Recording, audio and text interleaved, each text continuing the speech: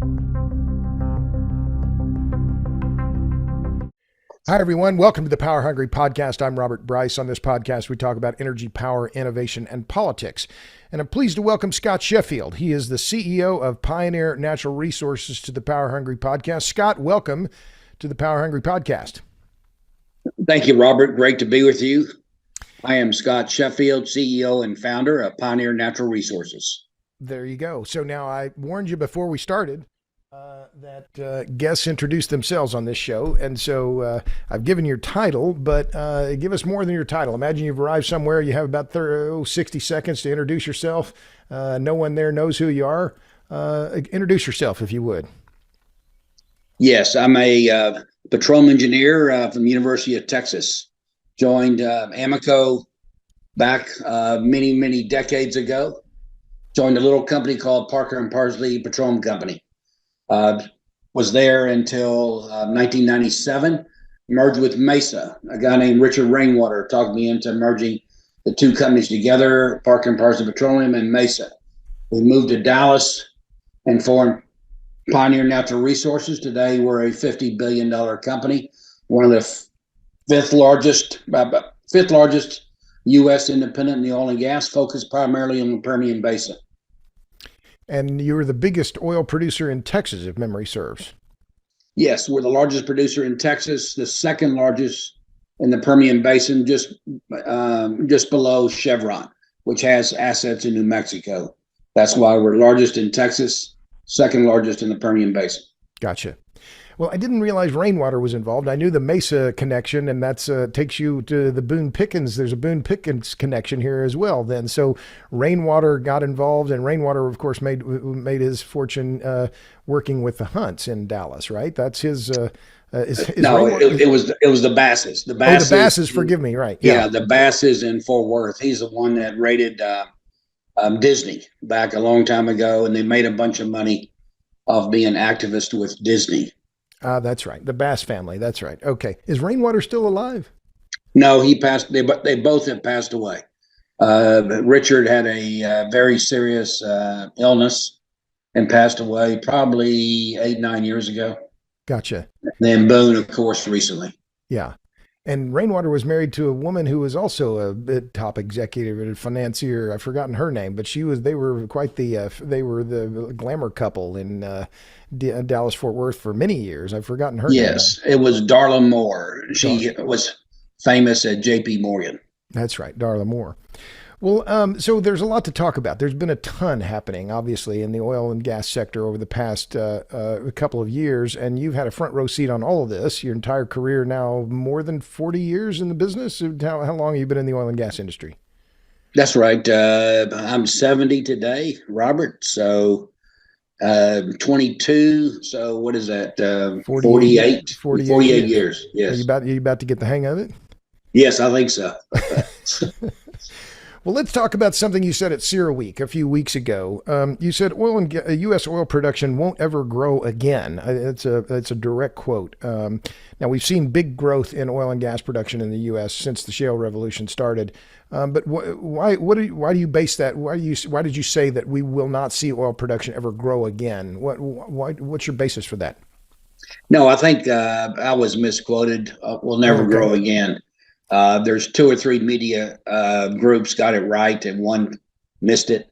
My point was that first of all, the Permian Basin is still growing. It's at 5.6 million barrels of oil per day, and it's growing up to about 7 million barrels of oil per day by the end of the decade. What I indicated was U.S. production is slowing significantly. It grew about 500,000 barrels a day last year. We predict it to grow about 400,000 barrels of oil per day this year. The EIA has it growing only about 200,000 barrels a day next year in 2024, and it's slowing significantly.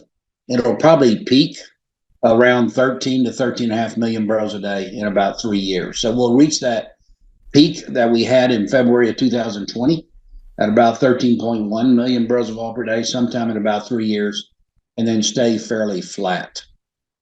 Gotcha. So let's talk about the Permian, because in terms of oil fields globally, it is the one that continues to surprise. I've made this statement several times. I put $100 bill on this table or anywhere and say there have been more oil and gas wells drilled in the Permian Basin than anywhere in the world, and yet it's still the hottest play in the world. Why is that? I mean, is it just the rocks there are so good? What is it about the Permian that has continued to attract such huge amounts of investment and to be such a productive oil province for so long? Yeah, I think it's all about the source rock.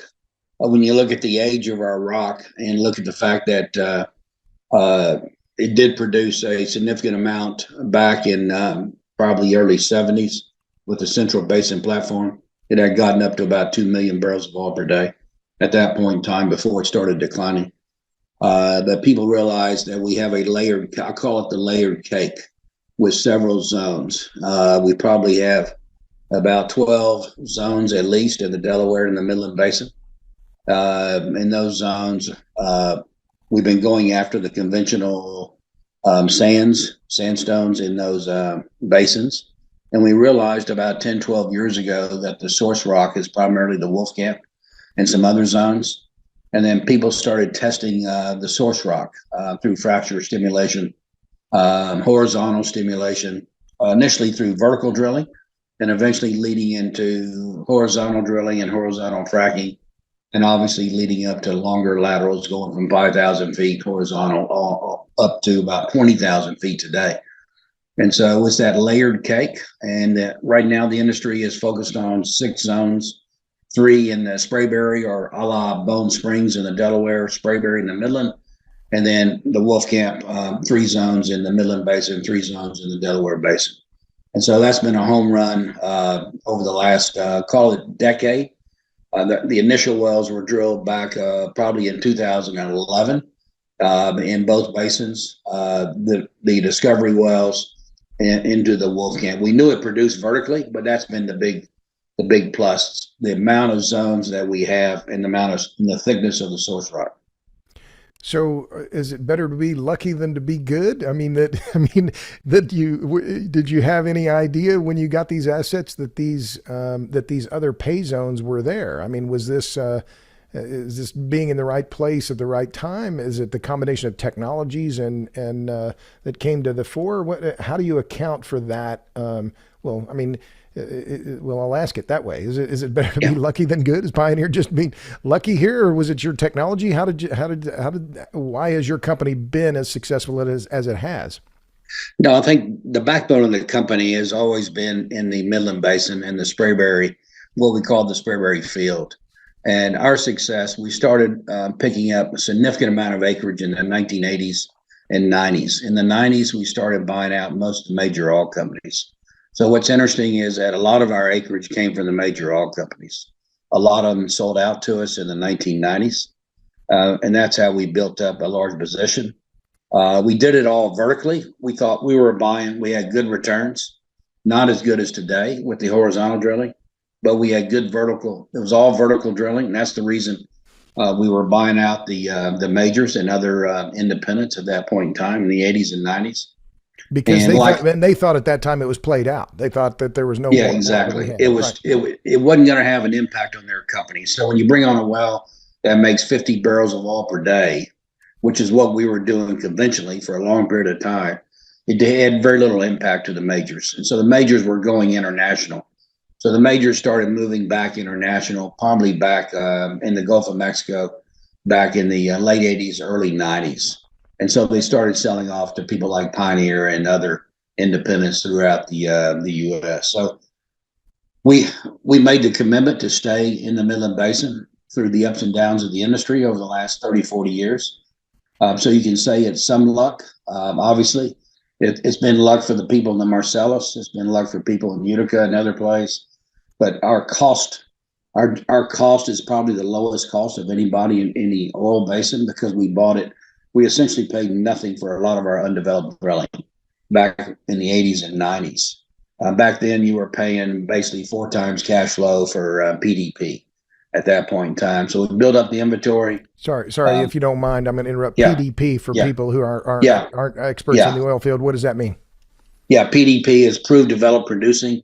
So existing production from existing wells. So we're paying a cash flow stream on that existing production. So for the undeveloped locations, those are the locations we haven't drilled yet. We pay little to nothing for those locations. So some luck, some technology, some just being in the right place at the right time. Let me ask you about, you mentioned the laterals, and this is something that I've heard from people in the oil field that it's axiomatic. The more sand you can get downhole, the better the productivity. Is it true the longer the lateral, the better the productivity, or are you reaching a limit for how long it makes it? How do I say this? How do I make this question work? Is there a limit to the productivity of the laterals, or is it still axiomatic that the longer the lateral, the more productive the well? No, in theory, the longer the lateral, the more productive per well. The question is, you're reaching limitations on drilling and fracture stimulation. And so the the Bakken is an area was the first area that went out to 20,000 feet or longer. The Permian has been a bit slower, but we're starting to drill wells, several wells, significantly over 15,000 feet. And so we have solved pretty much any fracture stimulation and any drilling issues. And so it takes time and experience. So we've been very successful. We're going to drill over 100 wells of our 500 wells this year, over 15,000 feet. And it will continue to pick up over time. We have an inventory of over 1,000 locations. The big benefit of two recent acquisitions, Parsley and Double Point, which we acquired and almost doubled the size of the company in early 2021, was the benefit of these longer laterals. Since the acreage was mostly contiguous with Pioneers, we're able to pull the acreage together and drill these longer laterals. So before we were only drilling a 7,500 foot lateral. We combined it with Parsley's acreage or Double Point's acreage, and now we can drill 15,000 or 20,000 foot laterals. And you get about a 20% uplift, Robert, in your production. You get about a 15% savings in drilling and completion cost with those longer laterals. And that's because you don't have to drill as many wells, but also you don't have to move the rigs, right? You keep the exactly. You can operate, you can contact more rock from the same pad, right? So you don't. Is that where the saving is? That you have yes. more workers on actually drilling and completing than you would in having to move them around and spud a new well. Is that where the main savings come from? Yes, because you're already down there drilling a 10,000 foot lateral. And so to drill that 15,000 foot lateral, all you're doing is extending it another 5,000 feet. Now, 5,000 feet sometimes only takes a day, maybe 2 days at the most. And so it keeps you from rigging up and drilling another 10,000 foot. So eventually, if you drill all 15,000 foot laterals, you'll drill less wells to get the same oil out of the ground in a given area.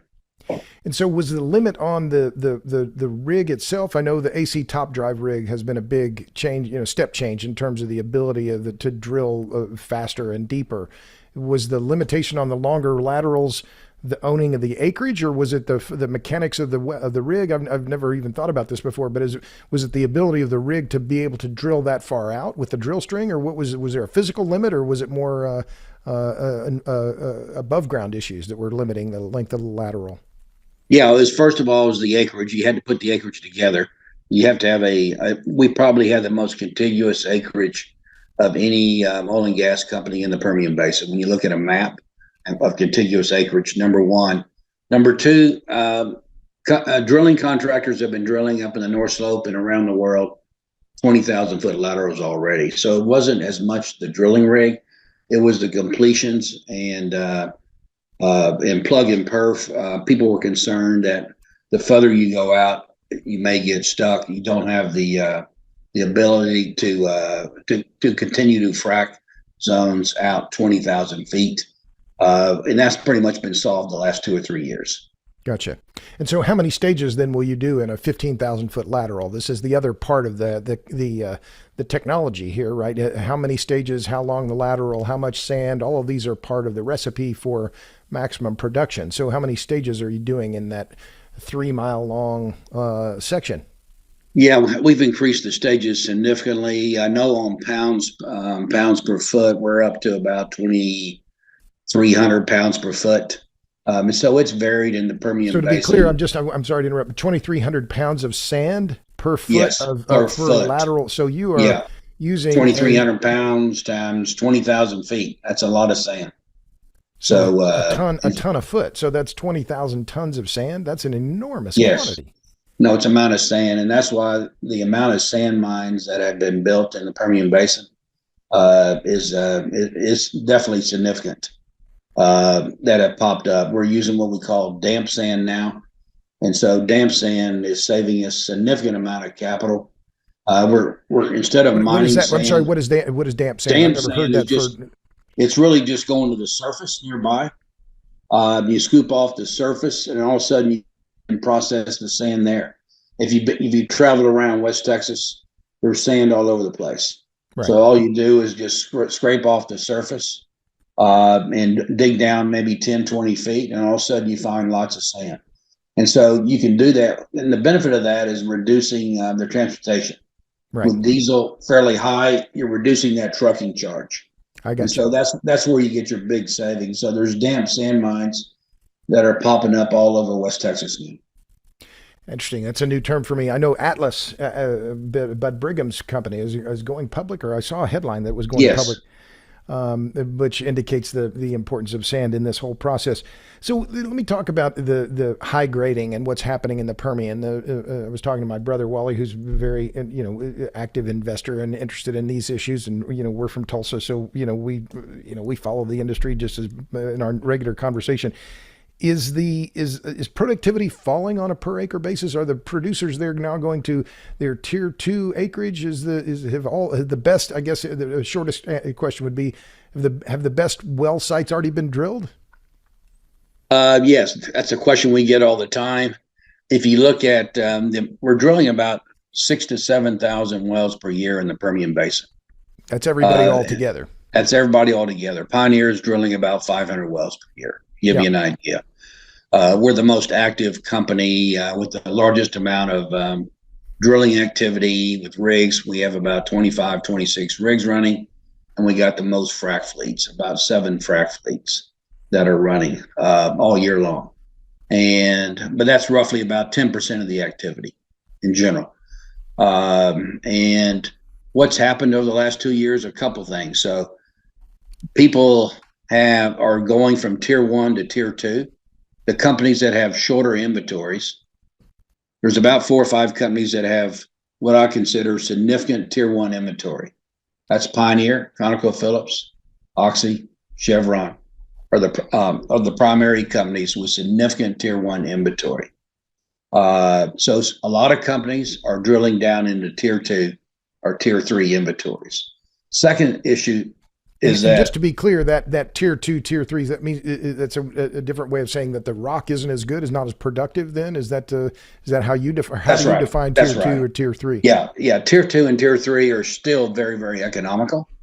At $75, $80 oil, it's still making the companies a lot of money, but is not as productive. So it probably doesn't have as good as geological qualities as tier one acreage. So Okay. it's probably a geological definition.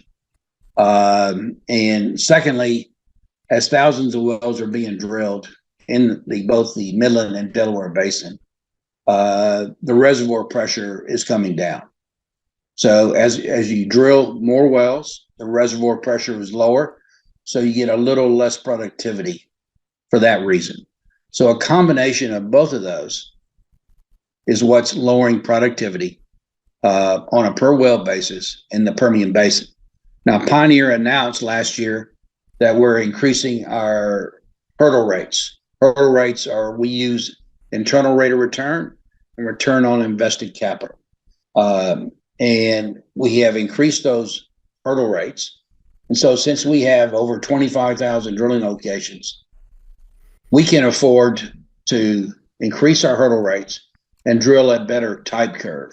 So we announced last November that we're actually going back in 23, all of our 23 wells will exhibit a higher productivity type curve. something comparable to 2020 and 21. There's some other companies that are doing that have a large amount of inventory, but very few companies can afford to do that. But in general, it's back to the two reasons I gave you: lower reservoir pressure over time, and secondly, companies running out of inventory of tier one and going to tier two and tier three are the reasons we're seeing less productivity per well in general. So what are the barriers? I looked at this, now 2 years ago, I guess, on what are, the hurdles, above ground issues that in the Permian to the industry as a whole. It seemed to me you really have some mass problems. One of the key ones is availability of, or is the water disposal issue, and the other is electricity availability for pumping, right? And these have been issues that I've been reading about, hearing about for a couple of years. So let's talk about electricity. This is amazing. ERCOT's been in the news now for a couple of years for obvious reasons, but that I'll ask this question directly. Is there a shortage of available grid supplied electricity in the Permian? No, there is not a shortage, but there could be a shortage over time. Okay.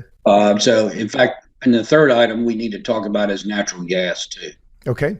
There's the lack of pipeline capacity, which is why. So I'd say natural gas, water, and electricity are your three biggest issues in the Permian Basin. And it's offtake for the gas, right? That you don't have enough pipeline takeaway capacity. But let's start with electricity. Sure. We are all moving to what we call e-fleets, electrical fleets, to reduce emissions for the industry in the Permian Basin. In fact, all basins are trying to move to e-fleets. The best way to move to e-fleets is first you go from diesel to compressed natural gas. So over half of our fleets today are running off compressed natural gas. We're getting a significant savings because diesel is very, very high price right now and has been for the last several months. It also puts out more emissions, diesel, than natural gas. Eventually, we're going to move to the grid. So Pioneer is going to we're going to frack off the grid our first well sometime starting in August or September of this year. Eventually, by 2030, we expect all of our frack fleets to be fracking off the grid. And so we've done studies with all the other operators, and we need to increase the size of the grid 3 to 4-fold by 2030. So if we all decide to move to fracking off of the grid for all of our fracking horsepower, and same with drilling, all of our drilling rigs will eventually be off the grid, and eventually our compression. So we use natural gas compressors, gas lift, to produce a lot of our wells. And we need to move those over time from diesel to gas to the grid also. So when you bring everything you do in the Permian Basin to the grid, it needs to increase 3 to 4 times. And so we've been working with Encore, ERCOT, as Pioneer has. Pioneer has been also working with a group of industry leaders in regard to doing it, saying we need a lot more power generation. And in fact, we're trying to advocate for natural gas. We have so much natural gas in the Permian Basin. Why don't we build natural gas generation plants? Right. So to answer your question, it's an issue that Texas, it's not just the Permian Basin, it's the entire state. As the population grows and the need for more electricity, it's an issue that the state has to figure out. Sure. So 3 or 4x is a big number. I mean, a big multiple. What do you have a megawatt number? How much capacity you're going to need in terms of megawatts? I don't have it off the top of my head, a megawatt number, but it's the frac horsepower that is the biggest of the megawatts. It's the highest need that we need. Right. And so it's going to be hundreds of megawatts. I mean, I'm just mental calculation here. It's going to be because frac fleets are using. It's about 12 or 15,000 horsepower. This is an enormous amount of power. That's right. And so we're making our own. We're educating the state and educating Encore at the same time. The state's trying to solve this problem that developed about 2 years ago. So we're going to need a combination of base load, power generation. It's got to be wind, solar, and natural gas, in my opinion.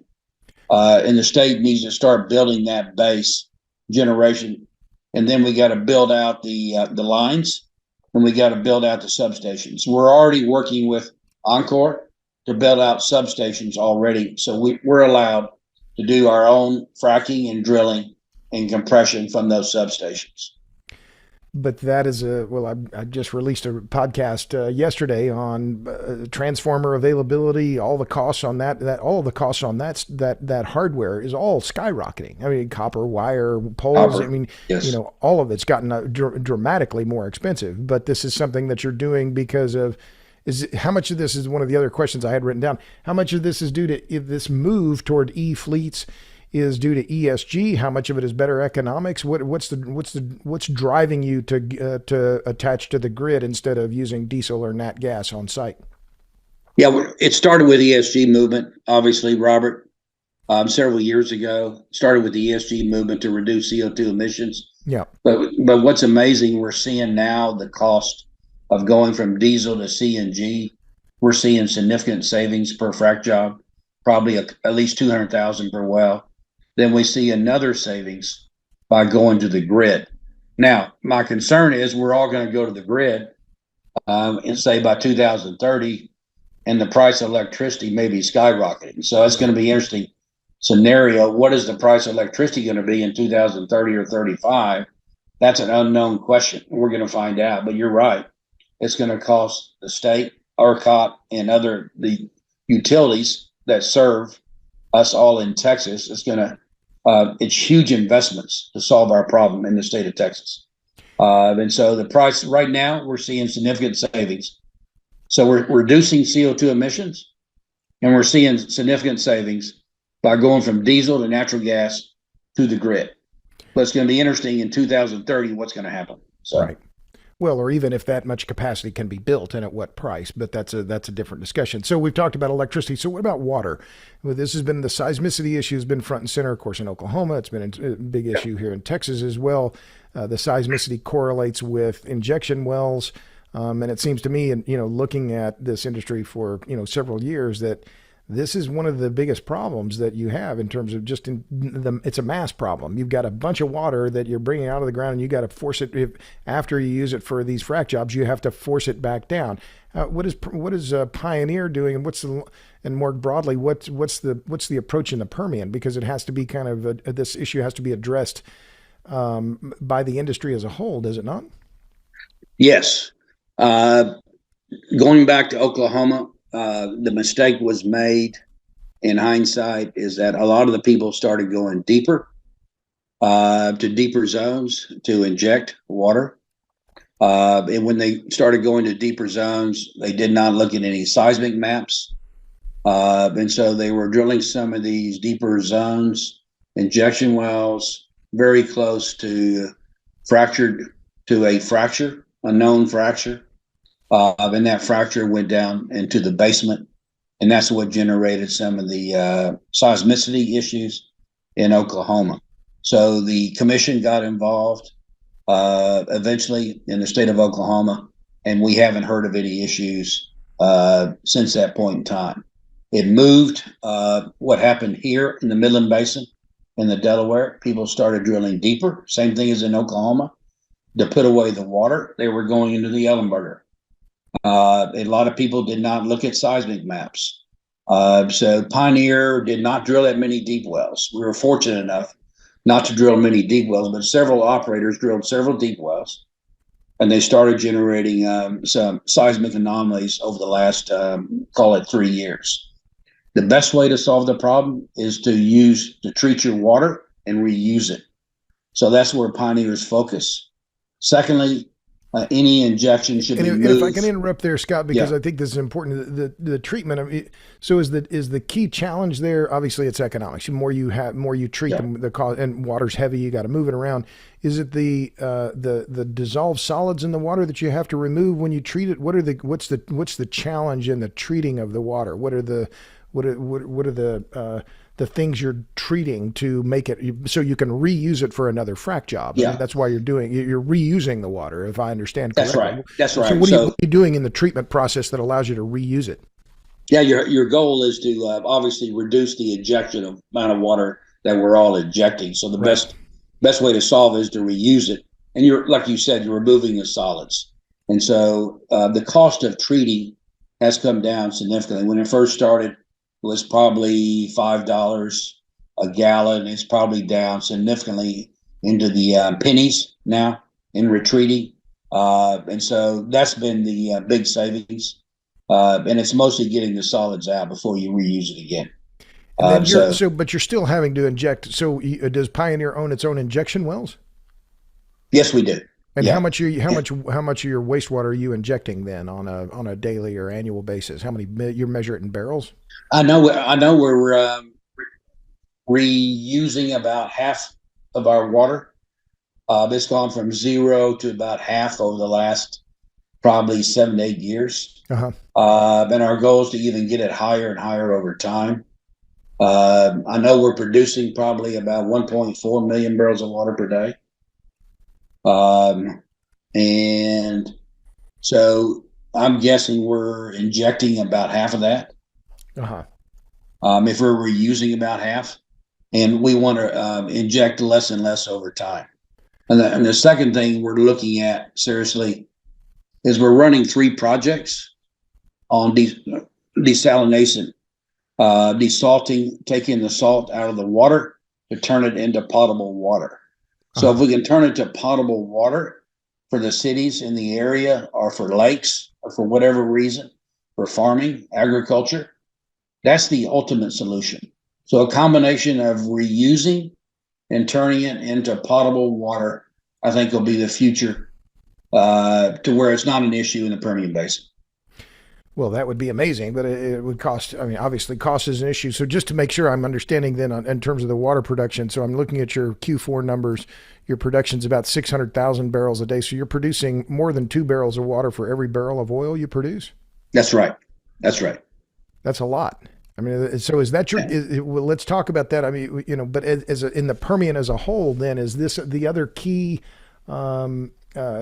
obstacle that has to be over? We talked about electricity. We'll talk about natural gas as well. But I mean, these are massive volumes in a very arid area, and so critics of the industry will say, "Well, look, they're just wasting the water. They're doing." You're familiar with all the criticisms Yes. that would come around the water issue. And if I'm looking at this and don't know anything about the industry, I'd say, "Damn, you're producing 2 barrels of twice as much water as you are oil." How do you deal with the public perception on this, and also how do you deal with it as an industry over the longer term, because you're operating in a desert? Well, yeah. If you look at the Delaware numbers, they're about 5 to 1 ratio. So the 5 barrels of Delaware, water for 1 barrel of yes, oil.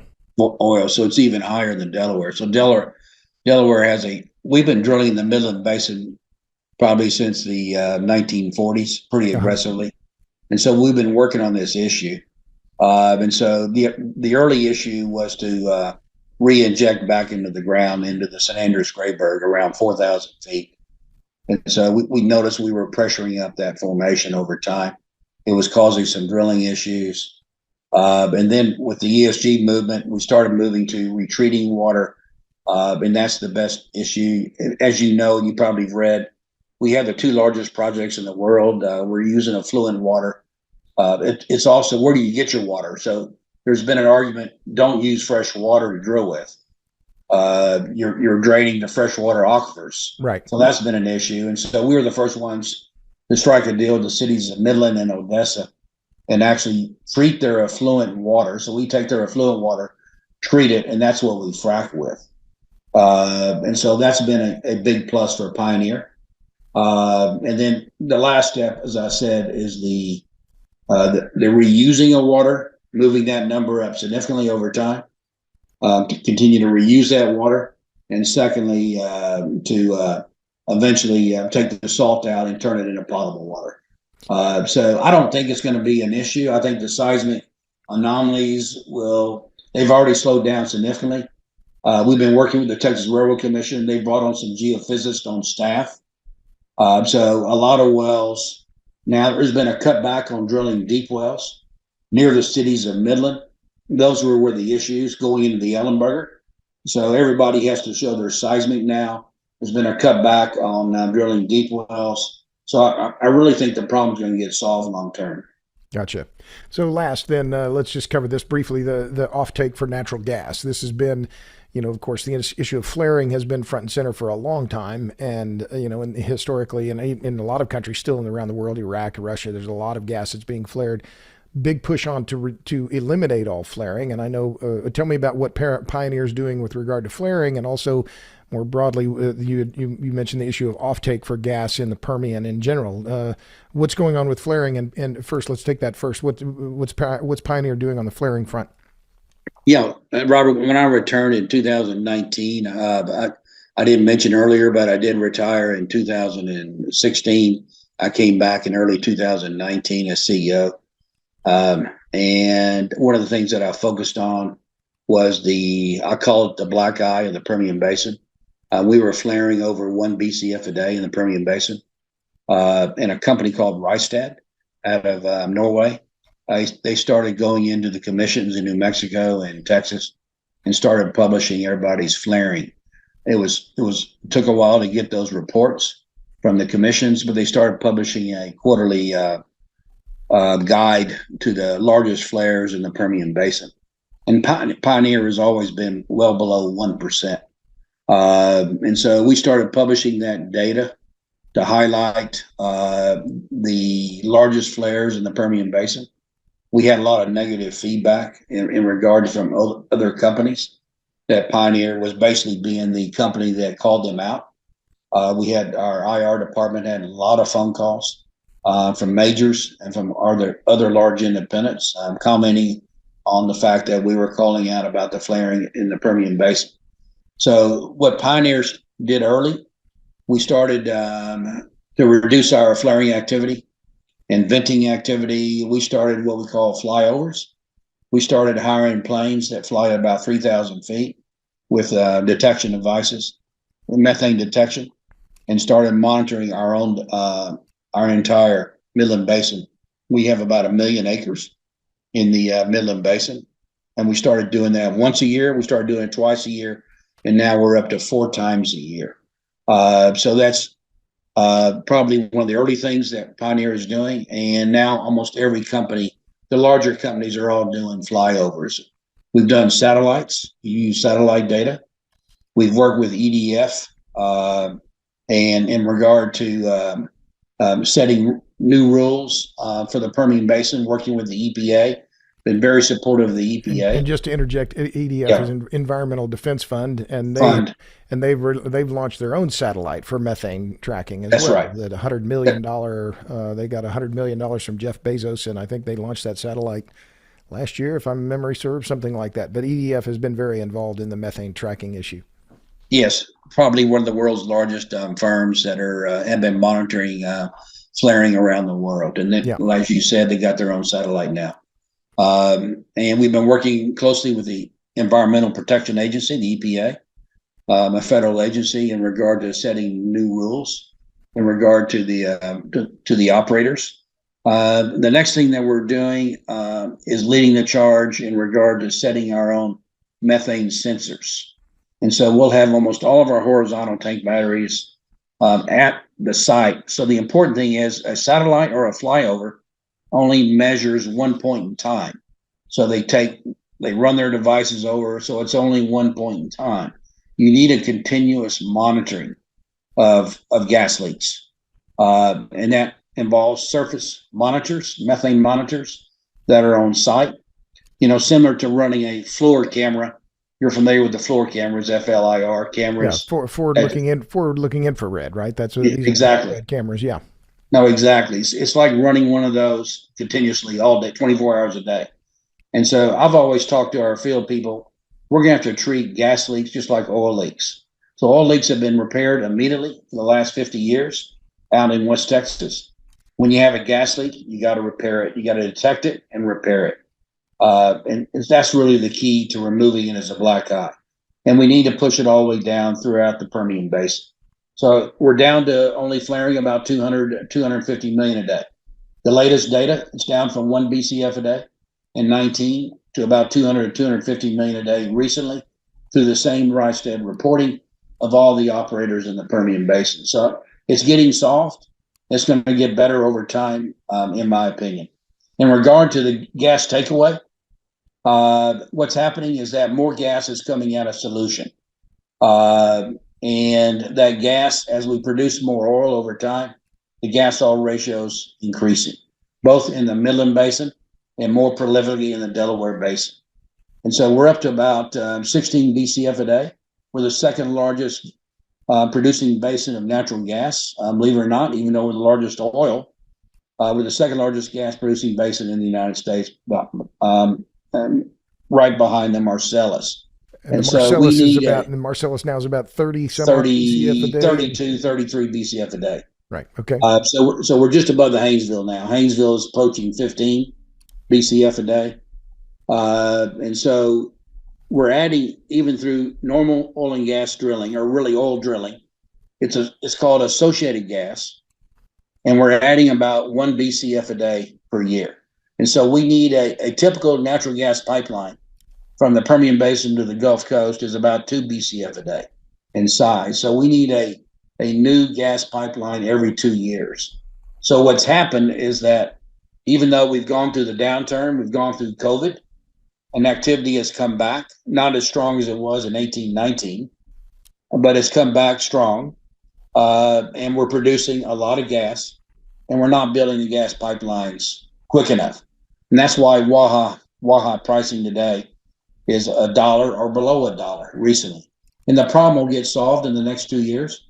And Waha, I'm just going to add this. Waha is one of the trading basins in West Texas, similar to Henry Hub in Louisiana or TTF in Holland. It's one of the major trading hubs around which prices are set for gas across the country. So just want to make sure people are coming along with us as we. I understand. Know their terminology. So, well, can the existing? I know Kinder Morgan built a gas pipeline to the Gulf Coast. Can that be looped? Can you add more capacity to the existing rights of way, or they're going to have to be? Because pipelines are very unpopular, right? And the condemnation issues around pipelines. This is not a popular thing to do. Can the existing pipelines be expanded or looped to move more gas out? Yes, the first thing that's being done, there's 3 existing pipelines that are being expanded with additional compression. So the easiest way to get additional gas, about a half a BCF a day in some of the existing pipelines, is add additional compression. The next pipeline is called Matterhorn. Matterhorn will be on, it's a 2 BCF a day line. It's the same group of people that built Whistler that came on about 3 years ago. So Matterhorn will be on late 24. So we'll be adding about 3.5 BCF a day through both expansions and through Matterhorn by late 2024. Gotcha. One of the other things you were quoted on recently, you said this is backing up here and kind of backing up, zooming out from the Permian. You said something to the effect of, quote, OPEC is back in control of global oil markets and will be for the next 25 years. So the shale revolution was a seismic, I'll use that word use that word in terms of global oil. But now you're saying that OPEC is back in control. Why is that? Is that because of what's happened in Russia? What do you see? You've also been bullish on oil prices. I'll bring this up. You predicted $100 oil by the end of the year. So let's take that first. Do you still think oil is going to be at 100 by Christmas? And then tell me what your view is on OPEC and why you believe they have more leverage now. Yeah, sure. You sort of have to go back as to what's changed over the last 10 years to answer those 2 questions, Robert. So first of all, we've underinvested about $1 trillion in the upstream side of the industry since 2014. So if you look at the previous period from 10 to 14, as compared to 15 to 22, we've underinvested about $1 trillion. For several reasons for that. One, we've had 2 major downturns, so we've had lower oil prices. Secondly, the ESG movement. You got examples like BP and Shell, even though they're slowly changing back based on recent discussions with their CEO and announcements. But they decided to sell off either 40% of their oil and gas reserves or reduce their production significantly by the end of this decade. So in investing a lot of their capital, instead of new oil and gas exploration, they're invested in the ESG movement, alternative energy, wind, solar, batteries, and so on. So, and then thirdly is the change of capital framework from the shale industry. So the shale industry is what caused the last two price wars in 2014 and also in early 2020. I call it late 19, early 2020. We were going to have a price war anyway, even if we didn't have COVID-19 in early 2020, because the U.S. shale industry was growing too much, too fast. We were adding about 1.5 million barrels a day and competing with OPEC and OPEC plus. So as you know, our industry was the worst performing industry from 2010 to 2020. In the S&P 500, our return on capital employed was only about 2%. So something had to change. And so the oil and gas independents changed their mindset. Instead of growing 15 to 20% per year, we decided to grow 0 to 5% per year. And that's been going on now for about 2 years. And so we're returning 70 to 80% of our free cash flow back to the investor. And if you look at every other S&P 500 industry, they return somewhere between 70 and 80% of their free cash flow back to the investor in forms of dividends or in form of stock buybacks. And so when you look at all those reasons why, the only extra capacity in the world today is Saudi, Kuwait, and UAE. All three countries have announced expansions. Saudi has 1 million barrel a day expansion going on from 12 to 13 million barrels a day by 2027. UAE has about 1.5 million barrel a day expansion by 2027. And Kuwait has about 500,000 barrel a day expansion by 2027. So there's still plenty of oil left in the world. The rest of it's in Iran, Iraq, Russia. They're in countries with significant political issues that are going on today. But if you just look at the extra capacity in the world, it's only those three countries. And so we're going to hit. And that's roughly 3.5 million a day, something like that, coming online. That's right. In the next 4 years versus what, maybe 2 million a day here in the U.S. To top out, to use your numbers, by 13 million by 2025, and then you think it's going to start to decline again domestically. So domestic production starts to decline as OPEC starts to increase, and the delta there is going to be 4 or 5 million barrels a day, maybe something like that by 2027. Is that I'm doing this math in my head, but and then Russia appears to be off the table for a long time because they're not going to have Western technology, Western labor. Exactly. So then you're an oil guy, so I'm not surprised to hear you're bullish on oil prices, but you're basing this on what you're seeing in terms of investment and the basic math of what's happening globally. Globally on the supply side. So to me, it's always been a supply issue that has caused our downturns over the last 40 years. And you got to look at the demand side. So the question is, where's demand going? So China, we got a recession in the U.S. We got a banking crisis going on. Hopefully it's stabilized. Then we have China starting to pick up significantly. And we're seeing it even in our own exports. We export most of our crude last year. We're exporting most of our crude this year. And we're seeing a significant pickup in Chinese demand. And so China is probably going to lead us to hitting a record demand for oil at 102 million barrels a day by the end of this year. So you combine 102 million barrels a day, a record demand number by the end of the year, with lack of supply is the reason why I'm predicting that we'll see $100 oil sometime by the end of the year. Okay, so let's talk about Pioneer. You talked about share buybacks and return of capital to shareholders. I recently interviewed one investor who was saying that, well, the investors have taken the credit card away. You know, something like $300 billion in shale in capital was destroyed during the shale revolution. Investors seen that movie; they don't want to watch it again. But as I looked at Pioneer, your price to earnings ratio is about 6, and your dividend payout is close to 12%. I mean, I'm not an expert investor, don't claim to be, but those are.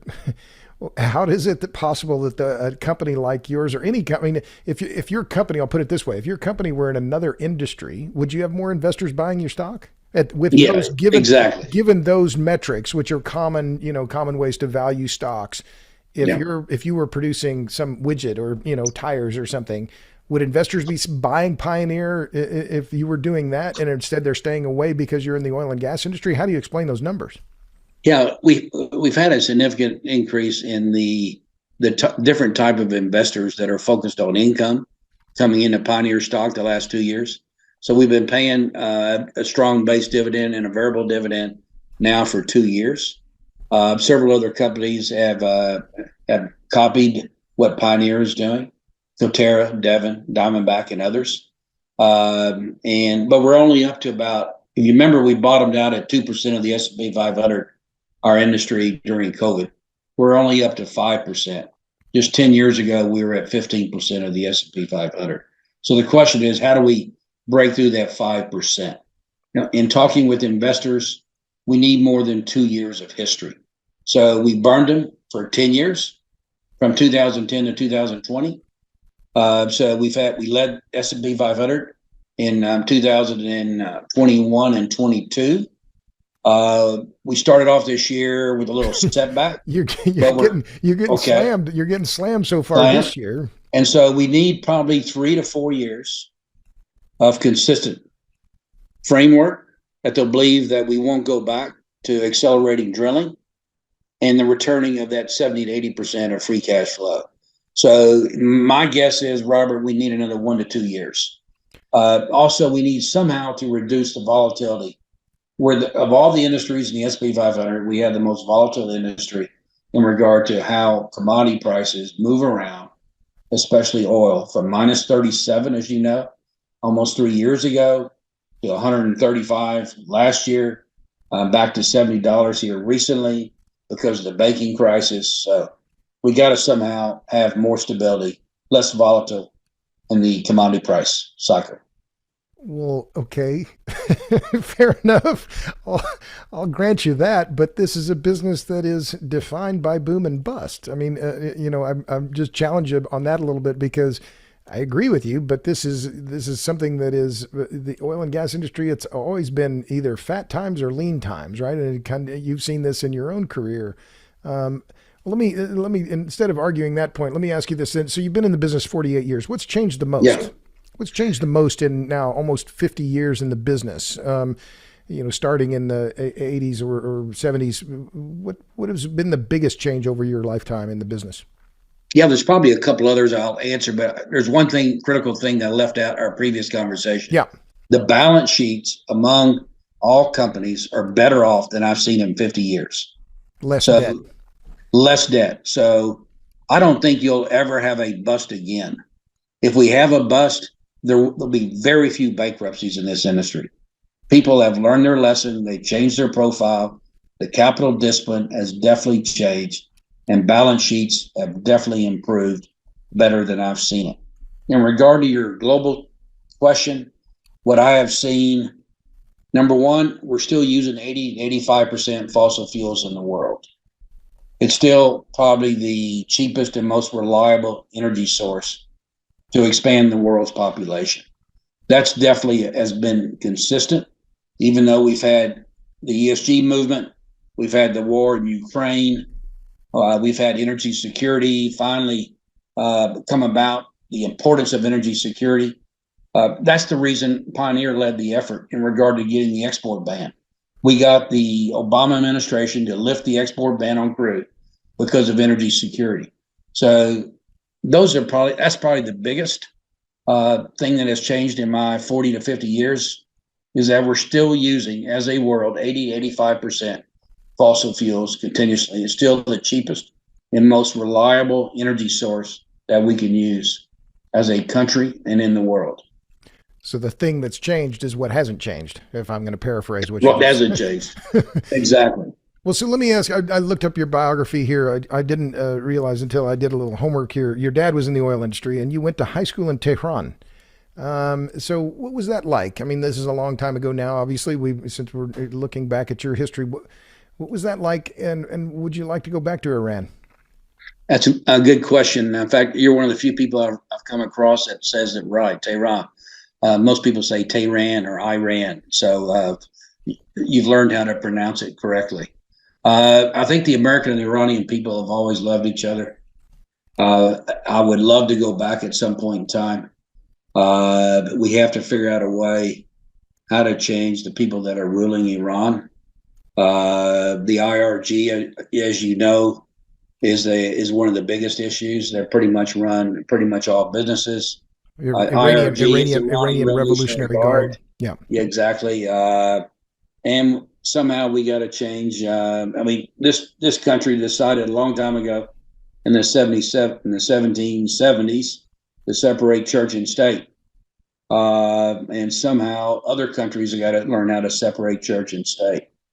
So I hope at some point in time that they will have a revolution. Hope it's a peaceful revolution, and they can restore democracy in Iran. And yes, I would love to go back. There's some of the places, Persepolis, Shiraz, and other famous sites that I was not able to get to when I was there a teenager. And so it's an exciting country. I think what's interesting is what MBS is doing in Saudi Arabia now. He's opening in that country. And I hope someday that Iran will be opened up. It's also interesting that China is the peacemaker now, as announced in the last few weeks. Right. So China has brought Iran and Saudi back together. It's going to be interesting. Shiites and Sunnis have been fighting since roughly 650 AD. And it's going to be interesting to see how long it will last. I hope it lasts a long time. But it's back to the IRG and how much they are spreading their goals in regard to across all the way to Lebanon. I mean, Iran wanted the Iraq. The recent articles about the 20-year Iraq war are pointing toward the fact that all we did was shifted Iraqis over to Iran. And so it's a puppet state of Iran. So it's very interesting history. Yeah. Watching what's happening in the Middle East today. Yeah. Well, I'm not going to pretend to be an expert yet, but I've been in Beirut, and Hezbollah's influence in Beirut and over the Lebanese government has been a fact for decades now. And there are whole sections in Beirut that are controlled by Hezbollah where the locals don't pay for electricity, which is one of the many problems in Lebanon. But that's a whole other set of discussions. So, just one quick question. We kind of covered this before, but so is Russian oil then on permanent decline then because of what's going on in terms with the Ukraine war, and what is it? Are you bearish on Russian production, and therefore that contributes to your belief in OPEC's increasing strength? Yes, I've been very surprised how much Russian oil has been delivered to China and to India, and through other sources, other countries. Right. Secondly, Russia has announced a 5% cut. It's going to be interesting to see if that cut really comes about. If they really cut 5%, it's probably due to the fact that their products are being sanctioned now. And so it's really a cutback on the refining, which eventually goes back to the producing oil and gas production in the country. Right. Definitely lack of technology, lack of Western technology, lack of capital. Most people predict that Russia production by 2030 will be somewhere in that 7 to 9 million barrels a day down. That's down from 11. So 11 down to 7 to 9 by 2030, if it continues. I think the only way it can be restored, Putin, if there is peace ever again, Putin has to be removed, and a true democracy has to be restored inside Russia to reinstate any chance of any gas exports to Europe or oil exports to Europe, in my opinion. Gotcha. So last two questions, Scott. And by the way, my guest is Scott Sheffield. He's the CEO of Pioneer Natural Resources. You can find out more about them at pxd.com. That's pxd.com. Two questions I always ask my guests. What are you reading? What books are on the top of your list these days? I just finished The Map by Dan Jurgen. Oh, right. Yeah. The new map, right. Yeah. The new map. So there's a new book written by him. And that's probably, I read too much oil and gas material. So I have not read an outside oil and gas book probably in a while. So I'm embarrassed to say that. So I'll stick with The New Map by Dan Jurgen. I had him on the podcast. I thought the book was interesting, but the most interesting chapter was the one on the 9-dash map, the one about China and why China considers the South China Sea its territory, and going back to that history of the map from the 1930s. I thought that was which is going on now. It's an issue with all the countries in Southeast Asia. Right. We're building their own little islands to control that whole area. Right. So last question, Scott, there are a lot of challenges. You've seen a lot of things in your career. What gives you hope?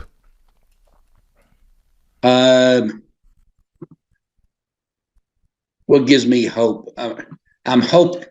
What I hope that most people realize in the world. Well, let me back up. We've done a poor job of educating people.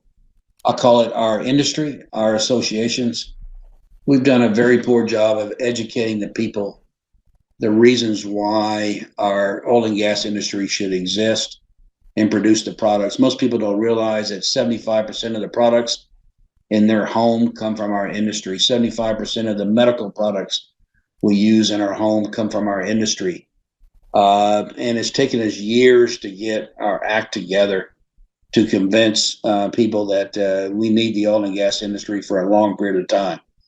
And so I hope that the extremists will eventually come around and realize that our industry is needed for the next 2 or 3 billion people that are being born in this world as our population moves toward that 9-10 billion number, and that we can have an administration that realizes that we need all sources of energy in this country, a combination of wind, solar, nuclear, and the oil and gas industry.